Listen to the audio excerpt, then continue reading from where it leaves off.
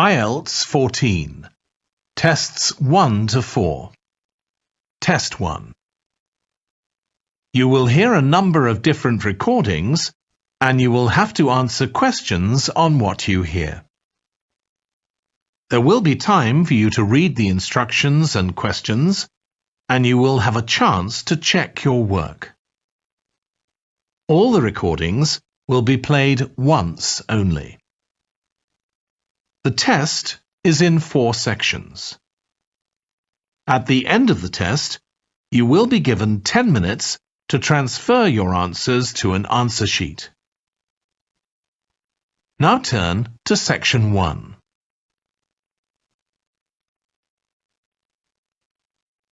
Section 1. You will hear a woman reporting a theft to an officer in a police station. First, you have some time to look at questions 1 to 3.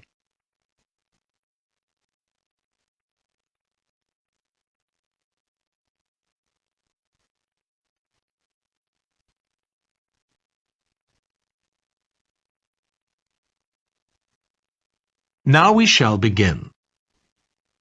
You should answer the questions as you listen because you will not hear the recording a second time. Listen carefully and answer questions 1 to 3. Good morning. What can I do for you? I want to report a theft. I had some things stolen out of my bag yesterday. I'm sorry to hear that.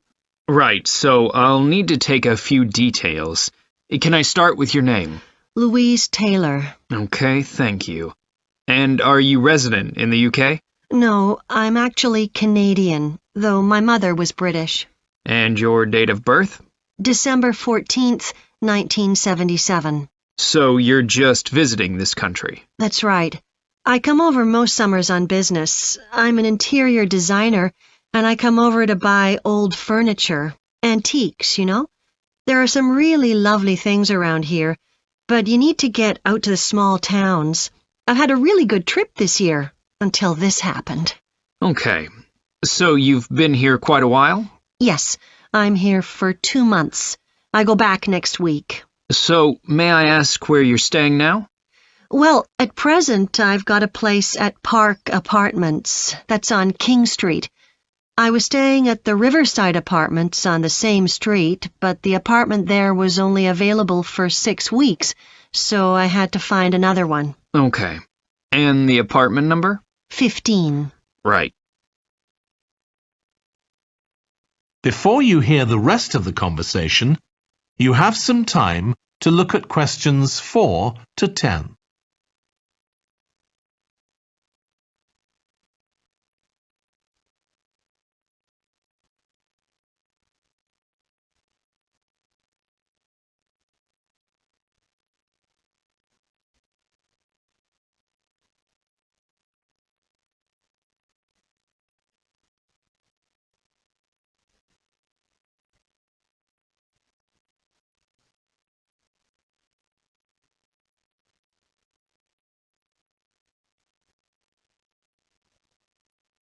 Now listen and answer questions 4 to 10.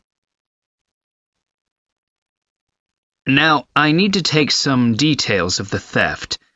So, you said you had some things stolen out of your bag? That's right. And were you actually carrying the bag when the theft took place? Yes, I really can't understand it. I had my backpack on, and I went into a supermarket to buy a few things, and when I opened it up, my wallet wasn't there. And what did your wallet have in it? Well, fortunately, I don't keep my credit cards in that wallet. I keep them with my passport in an inside compartment in my backpack, but there was quite a bit of cash there, about £250 sterling, I should think. I withdrew £300 from my account yesterday, but I did a bit of shopping, so I must have already spent about £50 of that. Okay. At first I thought, oh, I must have left the wallet back in the apartment. But then I realized my phone had gone as well. It was only a week old, and that's when I realized I'd been robbed. Anyway, at least they didn't take the keys to my rental car. Yes. So you say the theft occurred yesterday? Yes. So that was September the 10th? And do you have any idea at all of where or when the things might possibly have been stolen? Well, at first I couldn't believe it because the bag had been on my back ever since I left the apartment after lunch. It's just a small backpack, but I generally use it when I'm traveling because it seems safer than a handbag. Anyway, I met up with a friend, and we spent a couple of hours in the museum. But I do remember that as we were leaving there, at about 4 o'clock, a group of young boys ran up to us, and they were really crowding round us, and they were asking us what time it was. Then, all of a sudden, they ran off. Can you remember anything about them? The one who did most of the talking was wearing a T-shirt with a picture of something. Let's see. A tiger. Right. Any idea of how old he might have been? Around 12 years old? And can you remember anything else about his appearance? Not much. He was quite thin. Color of hair? I do remember that. He was blonde. All the others were dark-haired. And any details of the others? Not really. They came and went so quickly. Right. So what I'm going to do now is give you a crime reference number so you can contact your insurance company. So this is 10 digits. 87954 82361. Thank you. So, should I contact you? That is the end of section 1. You now have half a minute to check your answers.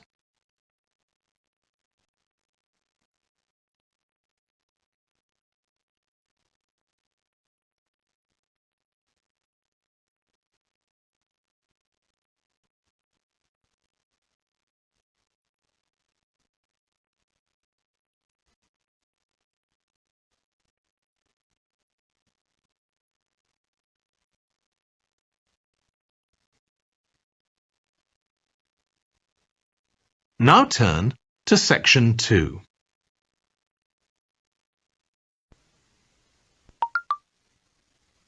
Section 2. You will hear a manager giving a welcome talk to a group of apprentices who are starting their training at the company. First, you have some time to look at questions 11 to 14.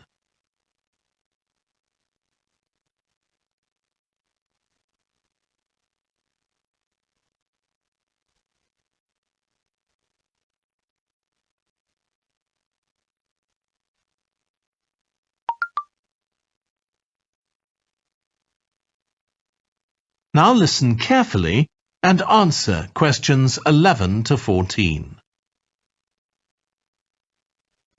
Good morning, everyone.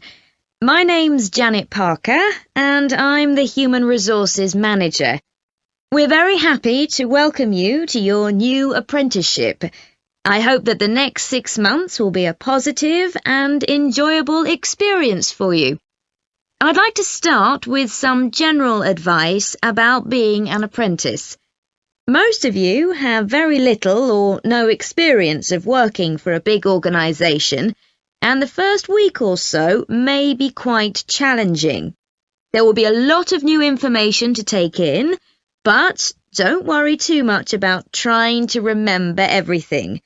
The important thing is to check with someone if you're not sure what to do. You'll find your supervisor is very approachable and won't mind explaining things or helping you out. You're here to learn, so make the most of that opportunity. You'll be spending time in different departments during your first week, so make an effort to talk to as many people as possible about their work. You'll make some new friends and find out lots of useful information. As well as having a supervisor, you'll each be assigned a mentor. This person will be someone who's recently completed an apprenticeship, and you'll meet with them on a weekly basis. Their role is to provide help and support throughout your apprenticeship. Of course, this doesn't mean they'll actually do any of your work for you. Instead, they'll be asking you about what goals you've achieved so far, as well as helping you to identify any areas for improvement. You can also discuss your more long-term ambitions with them as well.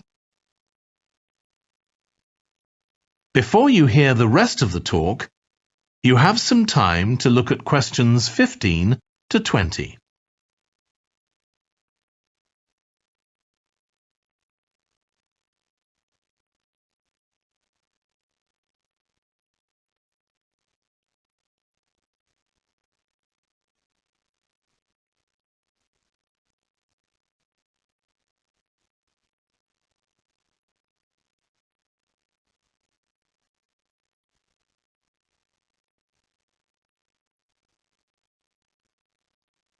Now listen and answer questions 15 to 20.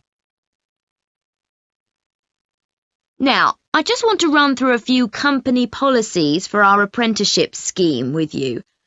Most importantly, the internet. As part of your job, you'll be doing some research online, so obviously you'll have unlimited access for that. But please don't use it for personal use. You'll have your own phones for that. Some of you have already asked me about flexible working. After your probationary 3-month period, some of you will be eligible for this, but it will depend on which department you're in and what your personal circumstances are, so please don't assume you'll automatically be permitted to do this. I want to make sure there's no confusion about our holiday policy. Apart from any statutory public holidays, we ask that you don't book any holidays until after your 6-month apprenticeship has finished. Time off should only be taken if you are unwell. Please speak to your supervisor if this is going to be a problem. You'll be expected to work a 40-hour week, but there may be opportunities to do overtime during busy periods. Although you're not required to do this, it can be a valuable experience, so we advise you to take it up if possible. Obviously, we understand that people do have commitments outside work, so don't worry if there are times when you are unavailable. As you know, we don't have a formal dress code here. You may wear casual clothes as long as they're practical. And the only restriction for shoes we have is on high heels for health and safety reasons. Comfortable shoes like trainers are preferable. There's a heavily subsidised canteen on site where you can get hot meals or salads cheaply.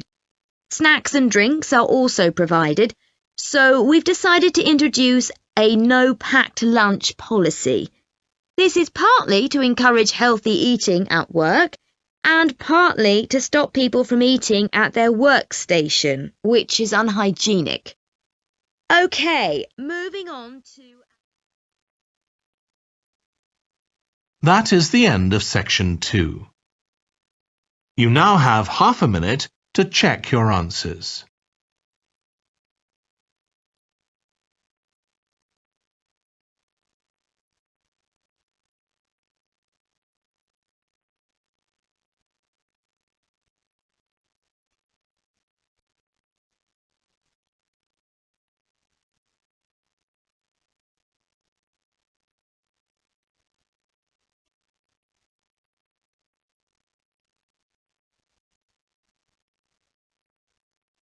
Now turn to section 3.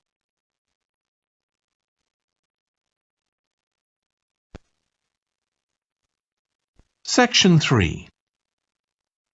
You will hear 2 urban planning students, called Carla and Rob, discussing their presentation on cities built by the sea, following instructions from their tutor. First, You have some time to look at questions 21 to 25.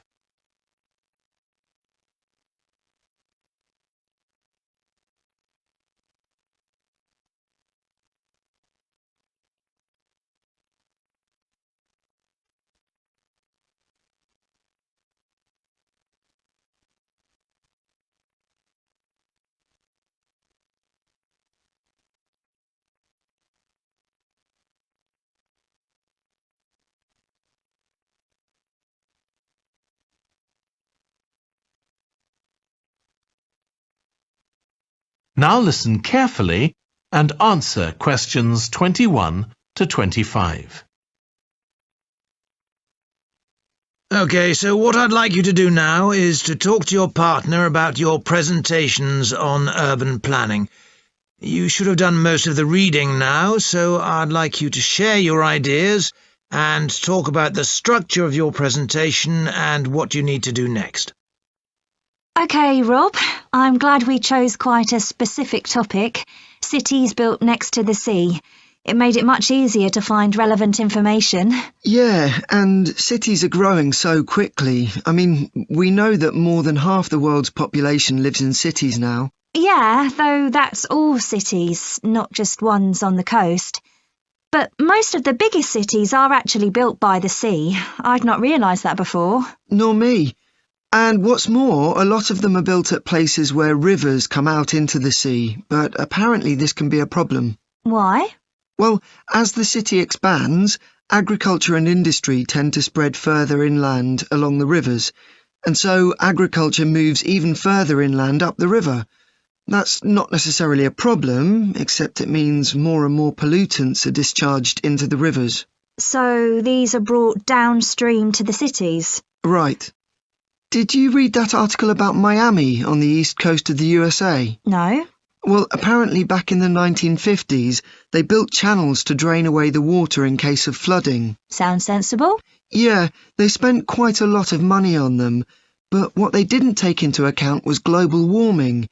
So they built the drainage channels too close to sea level, and now sea levels are rising, they're more or less useless.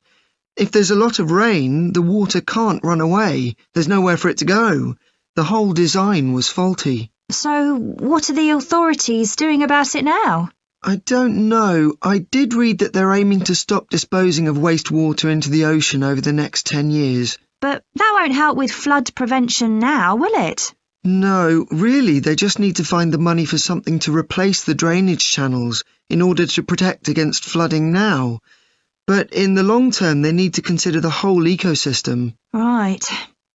Really, though, coastal cities can't deal with their problems on their own, can they? I mean, they've got to start acting together at an international level instead of just doing their own thing. Absolutely. The thing is, everyone knows what the problems are, and environmentalists have a pretty good idea of what we should be doing about them, so they should be able to work together to some extent. But it's going to be a long time before countries come to a decision on what principles they're prepared to abide by. Yeah, if they ever do. Before you hear the rest of the discussion, you have some time to look at questions 26 to 30.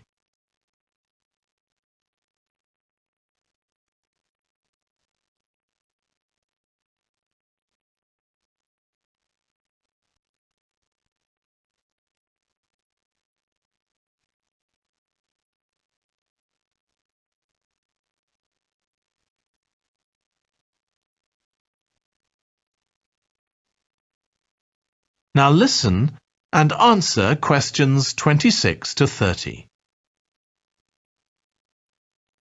So, I think we've probably got enough for our presentation. It's only 15 minutes. OK, so I suppose we'll begin with some general historical background about why coastal cities were established. But we don't want to spend too long on that. The other students will already know a bit about it. It's all to do with communications and so on. Yes. We should mention some geographical factors, things like wetlands and river estuaries and coastal erosion and so on. We could have some maps of different cities with these features marked. On a handout, you mean? Or some slides everyone can see? Yeah, that'd be better. It'd be good to go into past mistakes in a bit more detail. Did you read that case study of the problems there were in New Orleans with flooding a few years ago? Yes, we could use that as the basis for that part of the talk. I don't think the other students will have read it, but they'll remember hearing about the flooding at the time. Okay. So that's probably enough background. So then we'll go on to talk about what action's been taken to deal with the problems of coastal cities. Okay. What else do we need to talk about? Maybe something on future risks, looking more at the long term if populations continue to grow? Yeah, we'll need to do a bit of work there. I haven't got much information, have you? No, we'll need to look at some websites. Shouldn't take too long. Okay. And I think we should end by talking about international implications. Maybe we could ask people in the audience. We've got people from quite a lot of different places. That'd be interesting if we have time, yes. So now, shall we go on? That is the end of section 3. You now have half a minute to check your answers.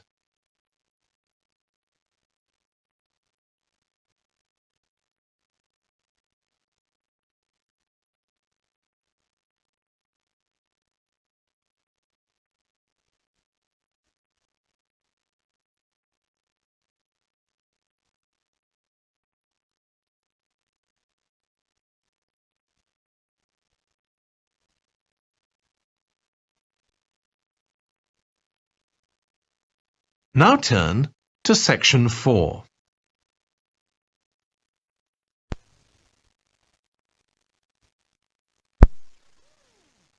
You will hear part of a lecture on renewable energy that uses the power of the sea.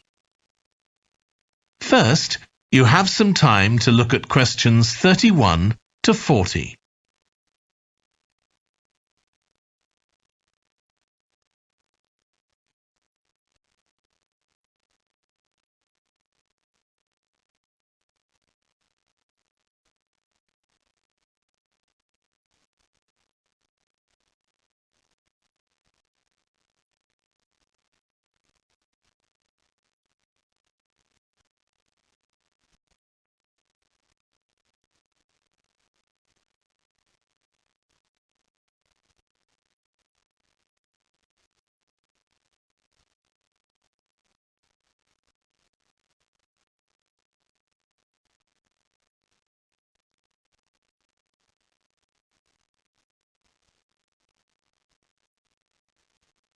Now listen carefully and answer questions 31 to 40. Producing enough energy to meet our needs has become a serious problem. Demand is rising rapidly because of the world's increasing population and expanding industry.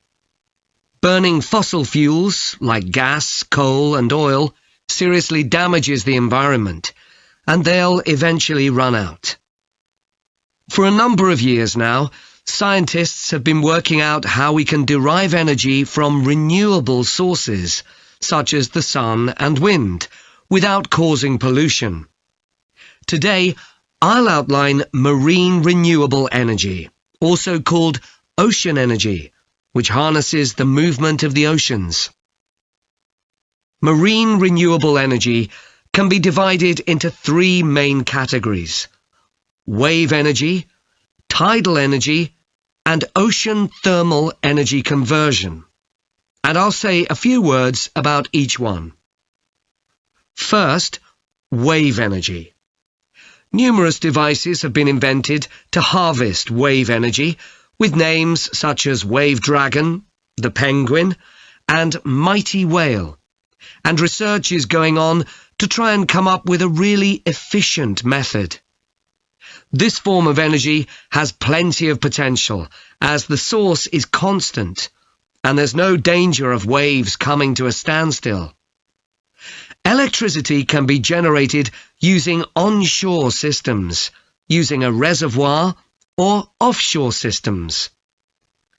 But the problem with ocean waves is that they're erratic, with the wind making them travel in every direction. This adds to the difficulty of creating efficient technology. Ideally, all the waves would travel smoothly and regularly along the same straight line. Another drawback is that sand and other sediment on the ocean floor might be stopped from flowing normally, which can lead to environmental problems.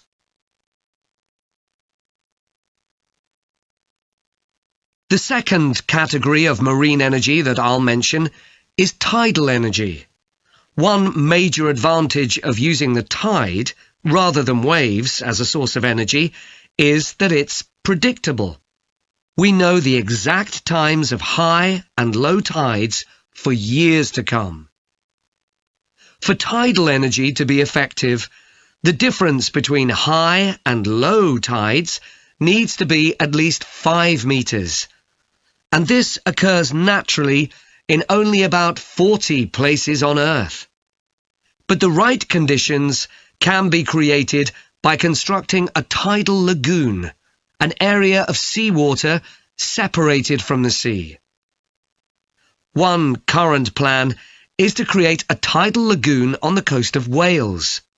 This will be an area of water within a bay at Swansea, sheltered by a U-shaped breakwater, or dam, built out from the coast. The breakwater will contain 16 hydro turbines, and as the tide rises, water rushes through the breakwater, activating the turbines, which turn a generator to produce electricity.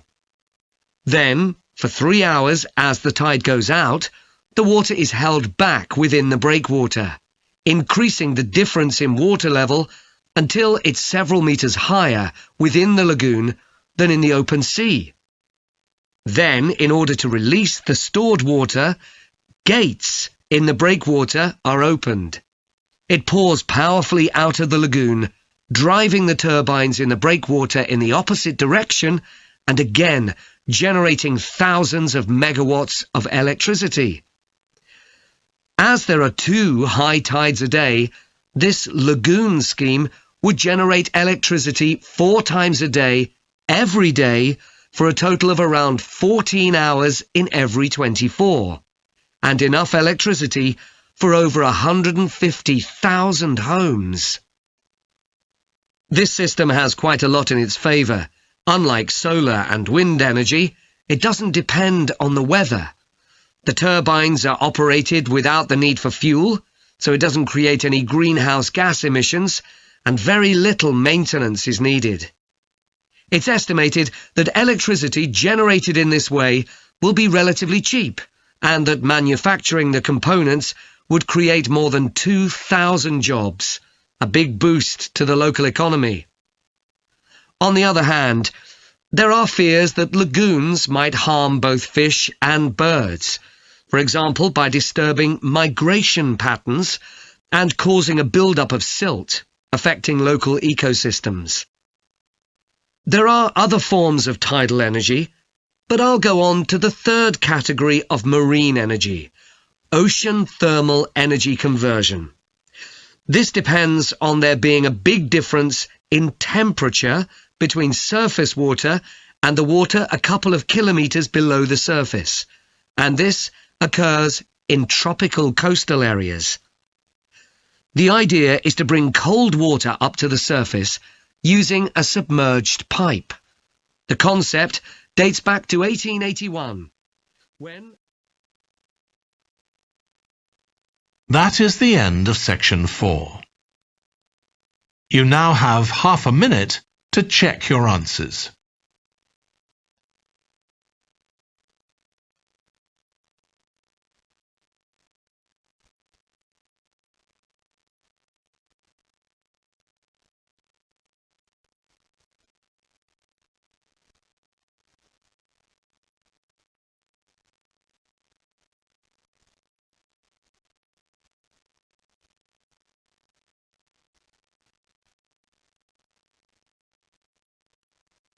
That is the end of the listening test. In the IELTS test, you would now have 10 minutes to transfer your answers to the answer sheet.